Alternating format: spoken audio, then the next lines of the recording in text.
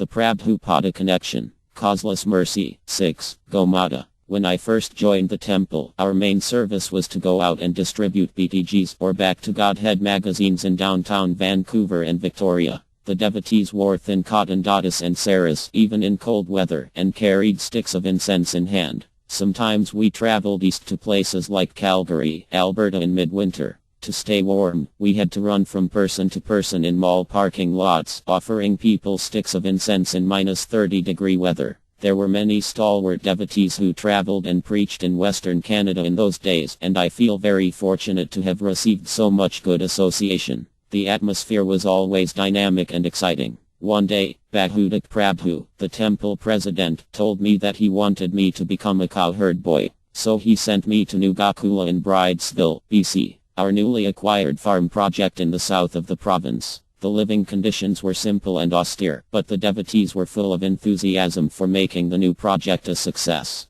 The property was quite large and the land was fertile. At the time, devotees were busy making preparations for the long Canadian winter ahead. My main service there was to assist Stavyadeva Prabhu in milking cows, delivering calves and training bulls. There was a huge barn in the center of the farm which housed the 12 milking cows and 2 bulls, Jaya and Vijaya. A number of calves were born during the first winter, so our hands were full with service. The days were long and everyone worked hard. At night the devotees drank hot milk and tried to read Krishna book, but soon fell asleep exhausted. Their lordships Sri Sri Radha Madan Mohan were brought from the Vancouver temple and the number of devotees increased. Partha and Uttama Prabhas, a devoted householder couple, were the head pujaris and they had many obstacles to overcome in their worship of the deities. The weather was harsh and I recall seeing them every day in the kitchen lighting fires in the wood stove and arranging a heater to keep their lordships warm. The Brahmacharis had to walk down an icy set of stairs on the outside of the building in order to reach the simple shower room below.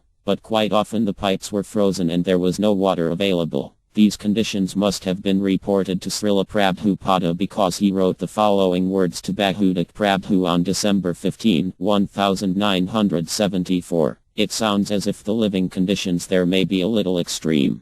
But if the devotees can learn to tolerate as you say they are determined and can stay and work there, that is very good. And I give all encouragement to them. At first the farm was called New Mupur, but Srila Prabhupada changed the name as follows. Why not call it New Gakula instead of New Mupur? I think that is better. The devotees were very encouraged to be working together on a project directly authorized by Srila Prabhupada himself. He further wrote, I am very glad to hear about your new farm ashram existing there. We want to develop many such farms all over the world. This was ecstatic. Prabhupada had blessed New Gakula Dhamma. One of the most enlivening times for me was when devotees such as Patraka Prabhu used to lead the chanting of Hare Krishna in the barn for the pleasure of the cows. They all seemed to enjoy the chanting as they happily chewed on their lunches of hay. Milk production increased and we became overwhelmed with surplus amounts. Some cows even gave 2 full buckets per milking. The deities were offered many nice milk products made with butter, ghee, curd and whey, so the devotees never went hungry.